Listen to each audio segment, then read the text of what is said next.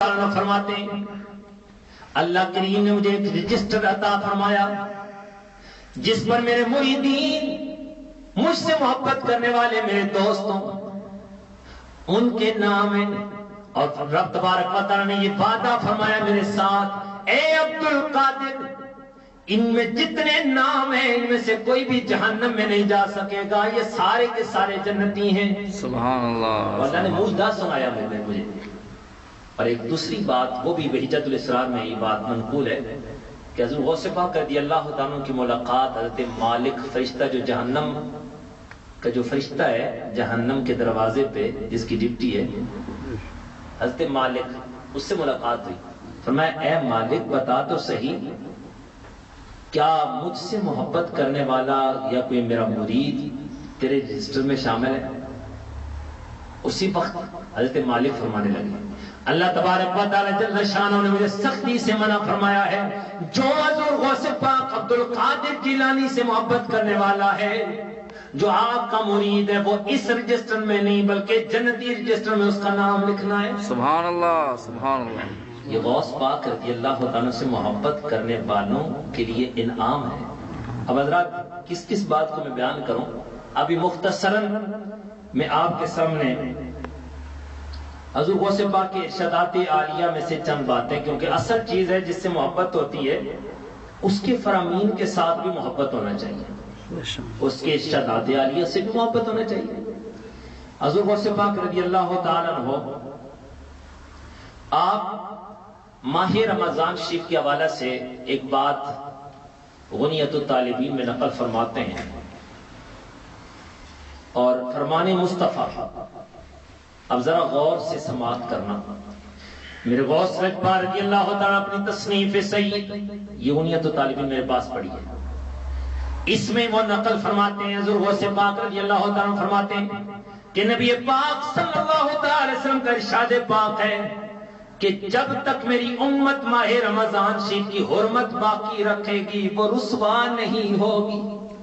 اللہ اللہ، جب تک وہ رمضان شریف کا احترام کرتے رہیں گے رسوا نہیں ہوگے۔ ایک شخص نے عرض کیا، یا رسول اللہ صلی اللہ علیہ وسلم رسوائی کیسی؟ فرمایا نبی پاک صلی اللہ علیہ وسلم نے کہ رمضان المبارک میں جس نے حرام عمل کا ارتکاب کیا، اللہ اکبر، یا کوئی گناہ کیا، شراب پی یا زنا کیا، اس کا رمضان کا کوئی روزہ قبول نہیں کیا جائے گا۔ اللہ اکبر، اللہ اکبر، الیاذ باللہ۔ میرے غوث رجبال فرماتے جس نے کوئی حرام کام پورے مہینہ میں کیا، حرام کام کون کون سے ہیں، کون کون سا حرام کام ہے؟ وہ فہرست آپ جانتے ہیں۔ جھوٹ بولنا کیسا ہے، غیبت کرنا، سود کھانا، مال کو حرام، شراب بیچنا، شراب کا کاروبار کرنا، گویا کہ غلط لباس پہننا، جیسے ہماری مائیں بہنیں بیٹیاں، یہ حرام ہے۔ ایسا لباس جس لباس کے ہوتے ہوئے عورت ننگی نظر آئے وہ حرام ہے، سخت جرم ہے۔ سروں پہ دوپٹہ نہ رکھنا، ایسی ایسی چیزیں استعمال کرنا جو شریعت میں غلط ہیں، ناجائز ہیں، استغفر اللہ الیاذ باللہ۔ جیسے ابرو بنائے جاتے ہیں، اللہ معاف فرمائے، کیا کیا کیے جاتے ہیں، استغفر اللہ۔ پہلے تو عورتوں میں، ابھی مردوں میں بھی یہ شامل ہو گیا، استغفر اللہ الیاذ باللہ، الیاذ باللہ، اللہ معاف فرمائے۔ یاد رکھیں جو حرام کام کرے گا اس کا حشر ہی ہے، اور یہ میں نہیں کہہ رہا، حضور غوث پاک اپنی تصریح میں لکھ رہے ہیں۔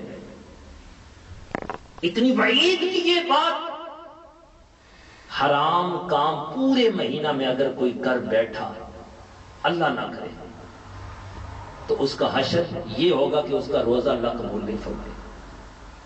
استغفر اللہ الیاذ باللہ، الیاذ باللہ، الیاذ باللہ۔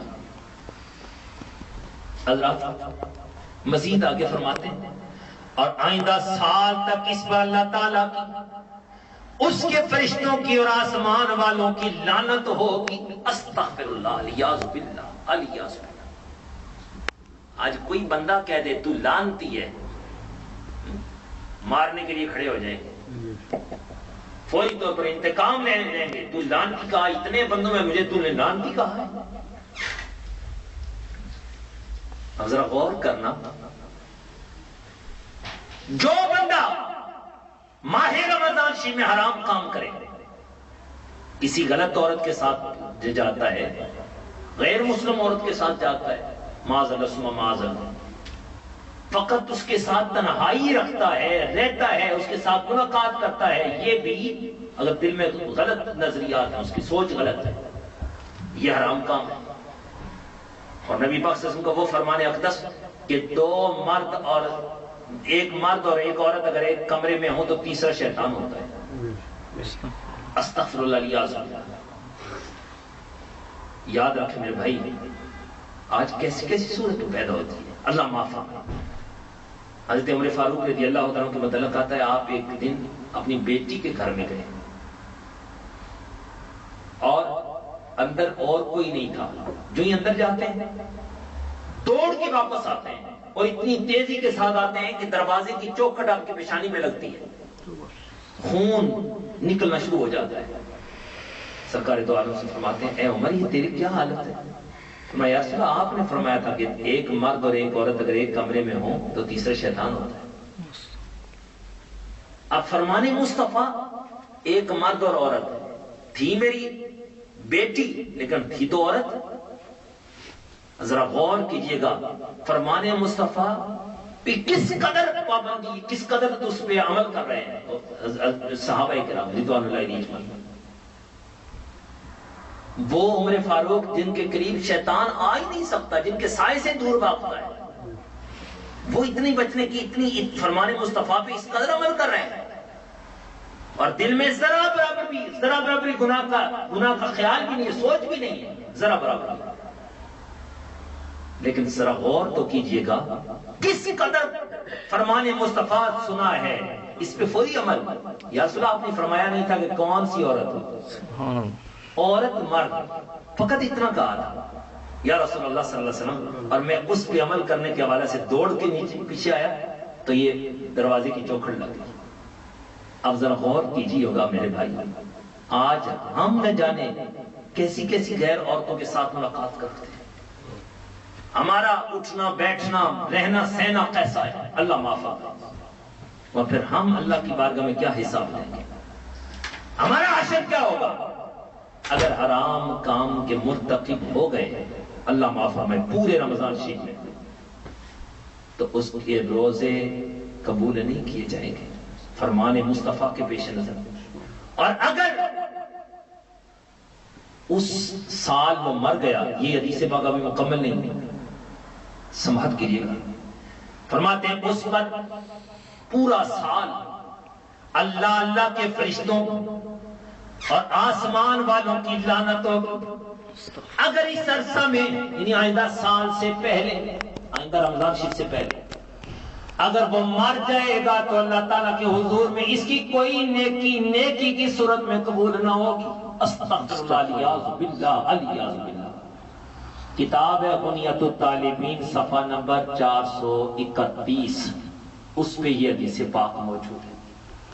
اب جو غوث پاک سے محبت کرے گا وہ حرام کام نہیں کرے گا، نہ فقط رمضان شریف میں بلکہ ساری زندگی کے لیے توبہ کرے گا کہ میں ہر حرام کام سے بچوں گا، سچی توبہ کروں گا. حضرات محترم یاد رکھیں یہ دنیا عارضی ہے، ایک نہ ایک دن ہم نے جانا ہے، قبر میں پہنچنا ہے، اللہ کی حضور ہم نے پیش ہونا ہے. میں اکثر یہ کہتا ہوں کہ رمضان شریف میں ہم پورا دن کھانے پینے کی چیزوں کو ہاتھ نہیں رکھتے. ہاتھ رکھنا کی سے مراد یہ ہے کہ کھانا پینا منہ کے قریب نہیں لے کے جاتے، کھاتے نہیں. کیوں؟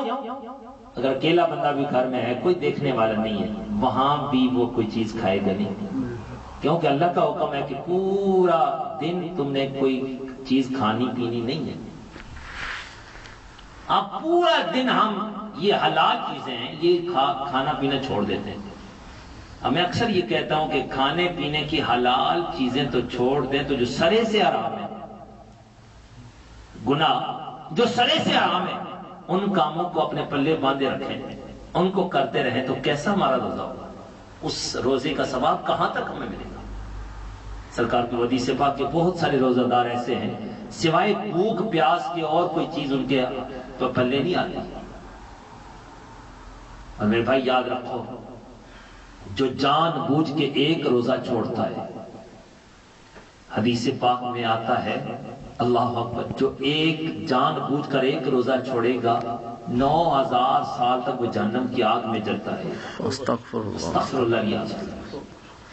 اور اگر ایک روزہ چھوڑے گا تو اس کا کفارہ یہ ہے کہ 60 دنوں کے لگاتار روزے رکھے. اگر 49 روزے رکھے 50واں چھوڑ دیا، کوئی بیمار ہو گیا، کوئی عذر ہو گیا، تو وہ کاؤنٹ نہیں کیے جائیں گے. دوبارہ نئے سرے سے لگاتار متواتر 2 مہینوں کے روزے رکھے گا. فرمایا پھر بھی وہ جو ایک روزہ تھا اس روزے کا ثواب نہیں پا سکے گا. اگر ساری زندگی بھی رکھتا رہے تو وہ جو مخصوص ایام میں وہ جو روزے تھے رمضان شریف کا، وہ روزہ ساری زندگی بھی اگر روزے رکھتا رہے تو پھر بھی وہ روزے کا حق ادا نہیں کر سکتا، وہ ثواب نہیں پا سکتا. 60 دنوں کے لگاتار روزے رکھنا، یا 60 مسکینوں کو 2 وقت کا کھانا کھلانا، یا ایک غلام آزاد کرنا، یہ کفارہ. یاد رکھو میرے بھائی، رمضان شریف کا احترام نہ کرنے والے کی یہ سزا ہے. اور جو روزہ نہیں رکھتا، جو بالغ مرد یا عورت جان بوجھ کے وہ روزے چھوڑ رہے ہیں، وہ اللہ کی بارگاہ میں کیا حساب دیں گے؟ اللہ کی بارگاہ میں ان کی پرسش کتنی سخت ہوگی. اللہ ہدایت عطا فرما دے، توبہ کی توفیق عطا فرمائے. حضرات محترم یاد رکھیں، اس ماہ مقدس میں جو سچے دل کے ساتھ توبہ کر لیتا ہے، اللہ تبارک و تعالی جل شانہ اس کی توبہ قبول فرماتا ہے. سبحان اللہ. اور توبہ کا صلہ کیا نصیب ہوگا؟ وہ آیت مقدسہ جو میں نے تلاوت فرمائی. اب میں اس موضوع کی طرف آ رہا ہوں.